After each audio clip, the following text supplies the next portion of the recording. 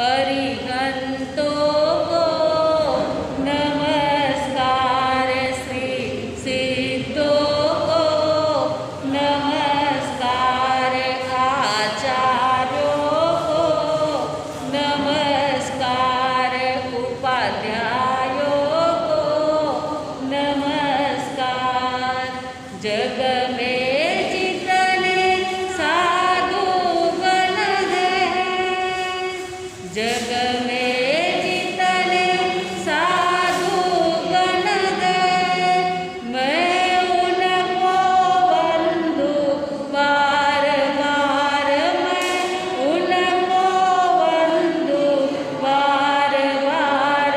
अरिहंतों को नमस्कार, श्री सिद्धों को नमस्कार। ध्यान मूलम गुरुर्मूर्ति, पूजा मूलम गुरुपदम, मंत्र मूलम गुरुर्वाक्यम, मोक्ष मूलम गुरुकृपा, मोक्ष मूलम गुरुकृपा। अनंतोपकारी पूज्य बरों के चरण कमल में कोटिशा वंदन। अनंतोपकारी जन जन के आस्था केंद्र आचार्य सम्राट गुरुदेव पूज्य श्री आनंद ऋषि जी महाराज साहब के पावन स्मृति में शतशः अभिवादन। वर्तमान आचार्य डॉक्टर शिव मुनि जी महाराज साहब, युवाचार्य पूज्य महेंद्र ऋषि जी महाराज साहब, प्रवर्तक पूज्य श्री कुंदन ऋषि जी महाराज साहब के चरण कमल में कोटिशा वंदन। तपस्वी रत्न पूज्य किशन मुनि जी महाराज साहब, श्रुत स्थविरा प्रखर व्याख्याता गुरनी मैया डॉक्टर पूज्य धर्मशिला जी महासती जी के पावन स्मृति में शतशः अभिवादन। उपस्थित धर्मप्रेमी भाइयों, करुणामूर्ति माताओं तथा बहनों, इस संसार में अपना जीवन अच्छी तरह से कैसे चले, हमारा जीवन ऊर्ध्वगामी कैसे बने, उसके लिए हम हर क्षण हर पल चिंतन करते रहते हैं। एक मूर्तिकार, एक शिल्पकार जिसका नाम था माइकल एंजिल, रास्ते पे एक पत्थर पड़ा था, पत्थर उठाया और अपने कलाकृति के द्वारा, शिल्प के द्वारा उसने उस पत्थर में से बहुत सुंदर प्रतिमा बनाई, जो प्रतिमा म्यूजियम में रखी गई। जब जब भी लोग उस प्रतिमा को देखते, मूर्ति को देखते, तो सभी लोग उस शिल्पकार को, माइकल एंजिल को बहुत बहुत धन्यवाद देते। क्या कला है आप में। रास्ते में पड़ा हुआ जो एक पत्थर था, उसको आपने इतनी सुंदर प्रतिमा बनाई। तब माइकल एंजिल ने कहा कि मैंने प्रतिमा नहीं बनाई। तो बोले क्या बनाया फिर आपने। तो माइकल एंजिल कहता है, जो पत्थर था, उस पत्थर में जो अनावश्यक भाग था, केवल मैंने उसको निकाला। प्रतिमा तो उसमें थी ही, प्रतिमा तो उसमें थी ही, पत्थर में प्रतिमा थी, परंतु मैंने प्रतिमा बनाई नहीं। प्रतिमा के लिए कहो या उसमें जो अनावश्यक भाग था वो निकाल दिया, तो उसकी प्रतिमा बन गई। हमारा जीवन भी परमात्मा दशा को प्राप्त करने के लिए प्राप्त हुआ।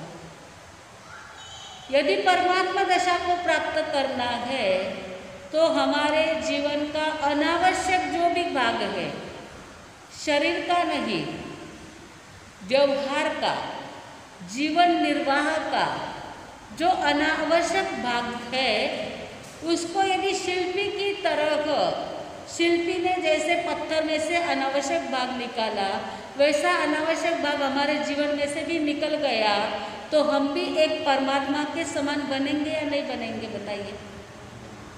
आज अनावश्यक वस्तु को प्राप्त करने के लिए अनावश्यक पाप करना पड़ रहा है।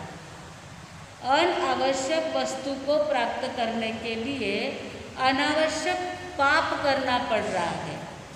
और मार्गानुसारी का 13वां गुण कहता है उचित व्यय करो, उचित व्यय करो। आप लोग भी कहते हैं ना, जितनी चादर है ला उतनाच पग पसरना, बराबर है ना। चादर है 6 फुटरी और आप उन्हें खूब लंबी चौड़ी करना चाहे तो जोर में खींचने का है तो फट जाएगा। हमारे जीवन का आवश्यक भाग क्या है?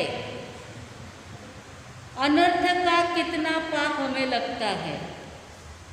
क्या आवश्यक है, क्या आवश्यक नहीं है? आज पक्षी का दिन है, बराबर है। आज स्नान करना आवश्यक था आवश्यक। कड़े कई घर कोने वावने गया था, घणो गाम हो तो गई। जो लोग गाची के गाने में काम करते हैं, जो लोग हमाली का काम करते हैं, पसीने से लथपथ हो जाते हैं, उन लोगों को विचारों को थोड़ी स्वच्छता करने की आवश्यकता रहती है। आप दिन भर तो सफाई में रहते हो, पसीना आए ही नहीं, इसके लिए आप भी कितना सारा पुरुषार्थ करते हो। और इतना पुरुषार्थ करते हुए भी अपने जीवन में जितना आय है उतना ही व्यय करना, उसको कहते हैं उचित व्यय। आप कहोगे ये तो खाली बिजनेस का होगा या परिवार चलाने के लिए आय व्यय का होगा, ऐसा कुछ भी नहीं है। हमारे जिंदगी में क्या क्या आवश्यक है, फिर वो पैसे का हो या कोई वस्तु का हो, हर वस्तु को देख करके आप रोज चिंतन करना, इस वस्तु की मुझे आवश्यकता है, इस वस्तु के बिना भी मेरा काम चल सकेगा ना। आप गरीबों के घर में देखोगे तो 4 बर्तन रहते हैं। जितने घर में व्यक्ति होंगे ना, उतनी थालियाँ, उतनी कटोरे, उतने ग्लास होंगे। और आपके घर में एक साथ में 50 मेहमान आ जाए ना, तो उन लोगों को भी पूरा पड़ जाए उतना सामान है कि नहीं है। और 50 पावना 50 मेहमान होंगे तो कितने लोग घर में जिमाते, इतना तो बताओ। 50 मेहमान है तो घर में कितने लोग जिमाते हैं? तुरंत ऑर्डर दे दिया जाता है और कहीं बाहर पर खाने की व्यवस्था रख दी जाती है। और आज कोरोना काल में तो कोई किसी को घर में घुसाने के लिए तैयार ही नहीं है। संघ की कोई बस आ जाती है और समझ लो किसी के घर घर पे भी बारी रखी गई हो, तो वो भी क्या करेंगे, एक दिन के लिए चौका खोल करके यहाँ पर रसोई बना करके खिला देंगे। परंतु 50 व्यक्ति घर में जब नहीं आते हैं, 50 व्यक्ति का खाना जब आप घर में नहीं रखते हो, तो 50 व्यक्ति के बर्तन इकट्ठे करके फायदा क्या? आपके घर में जो वस्तु, आप दिवाली है ना, आप दिवाली की वस्तुएं सफाई करोगे ना, तो सफाई करोगे तब एक एक वस्तु को हाथ में उठा उठा के देखना, अक्खा बरस में इन वस्तु ने हाथ तरी लगाए तो कोई आपा, फिर उसका क्या करना। जिन लोगों के घर में खाने पीने के लिए ठीक से बर्तन भी नहीं है, रसोई बनाने के लिए भी पूरे बर्तन नहीं है, ऐसे लोगों को उसका दान कर देने का। नहीं होता है तो हमारी बहुत सारी बहनें क्या करती है पता है, जो भंगार वाले आते हैं ना, उसको पुट्ठे, वो कपड़े, पुराने कपड़े ये दे दे के उसके ऊपर प्लास्टिक के बर्तन लेते हैं, स्टील के बर्तन लेते। अरे घर्रा भांडा रोज बारे काढ़ीजे कोनी और दूसरों पसारो बेड़ो क्या रास्ते करना। जितना बड़ा घर उतना पसारा ज़्यादा। अब वो पसारा जब आवारना पड़ता है ना, तब जाके नाक में दम आता है, तब लगता है भाई वो काट नाकन से जे, तो वो जीवड़ो पाछो रहे नहीं, पाछी उठाए ने साफ करने में आए रखते हैं। हमारा उचित व्यय, जहाँ जो आवश्यक है उतना तो करना पड़ता है, लेकिन जहाँ जो आवश्यक नहीं है वो वस्तु यदि हमने निकाल दी तो गरीबों को वो वस्तु काम लगेगी। अब जितनी आय है उतना ही व्यय करना। उचित व्यय का मतलब यह है जितनी आय है उतना व्यय करना, उतना ही व्यय करना। जितनी आय है उसके 4 भाग किए जाते हैं। जितनी आमदनी है, ये ज़्यादा तो हमारे भाई लोगों को ध्यान में रखना चाहिए कि जितनी आवक है उसके 4 भाग करना।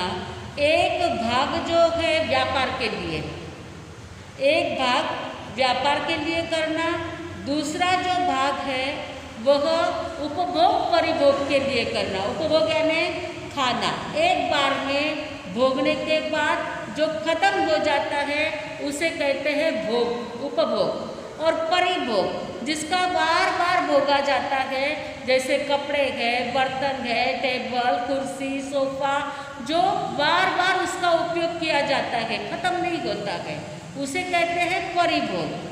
तो उपभोग परिभोग के लिए 1/4 भाग आमदनी का व्यापार के लिए, 1/4 भाग उपभोग परिभोग के लिए, 1/4 भाग सेफ डिपॉजिट में रखना चाहिए ना। कभी अचानक कोई काम निकले, कभी अचानक कोई प्रसंग आ जाए तो सेफ में 1/4 भाग रखना और 1/4 भाग का दान करना। बोलो, ऐसी किसी की तैयारी है क्या? ऐसा कोई करता है क्या? ऐसी अरेंजमेंट करके रखी है? जिसने ऐसी अरेंजमेंट की है उसको जिंदगी में कभी भी किसी भी प्रकार की आपत्ति विपत्ति नहीं आती है। वो हर प्रकार से आनंद मंगल में रहता है, हर प्रकार से सुखी रहता है, क्योंकि धर्म का निकाला हुआ 1/4 भाग, धर्म के लिए खर्चा हुआ 1/4 भाग आपको किसी भी प्रकार की आपत्ति विपत्ति आने ही नहीं देगा। तो जैसा आय है वैसे व्यय कैसे करना वह भी धर्म में सिखाया है। आज नवा फैड निकला हुआ है, खुद के पास में 5 लाख की मूड़ी हो ना तो 95 लाख रुपए गांव में से इकट्ठे करते हैं। 5 लाख थाना, 5 लाख थाना, 5 लाख थाना, 5 लाख थाना, और बराबर पूरे 1 करोड़ रुपए की आमदनी करके उसका टर्नओवर करते हैं, फैक्ट्री डालते हैं या बड़ा बिजनेस करते हैं।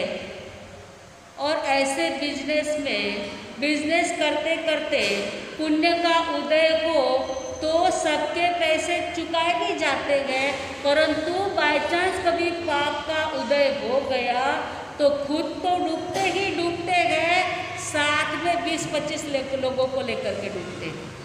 ऐसा आपने सुना है, ऐसा आपने देखा है? कितने लोगों के, आप लोगों के भी पैसे चले गए होंगे, वह नहीं माना गला। हमने एक बम्बई में एक व्यापारी का देखा था जिसने एक के पास से 25-25 लाख रुपए लेकर के बिजनेस चालू किया था। सबको लगा कि अच्छा है, चलो उसके साथ साथ में ब्याज से अपने पैसे गए हैं, अपने को भी ब्याज मिलेगा, वैसे ही पैसे पड़े हैं तो ब्याज से दे देने में क्या प्रॉब्लम है। सभी ने पैसे दिए और जवेरी बाजार के अंदर करोड़ों करोड़ों का व्यापार करने वाला पेपर में नाम आ जाता है, उसका दिवाला निकल गया। अब दिवाला निकालने के बाद उसके पास मांगने को जा सकते हैं? जब दिवाला डिक्लेयर कर दिया तो क्या मांगने के लिए जा सकेंगे? इसलिए अपना जितना है चटनी रोटी खा करके ही जिंदगी गुजारना, लेकिन लोगों के पास से उधारी लेंगे। कहते हैं जिसके पास में कर्जा बहुत ज़्यादा लिया हुआ रहता है उसको रात में नींद नहीं आती है, उसका मन शांत नहीं रहता है, वह माला भी फेरने के लिए बैठे तो उसका मन नहीं लगता है।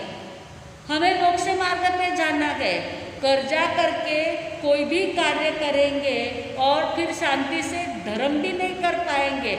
इसकी अपेक्षा जैसा है, जितना है उतना ही अपना रखना, ज़्यादा किसी से लेना नहीं और ज़्यादा किसी को देना नहीं।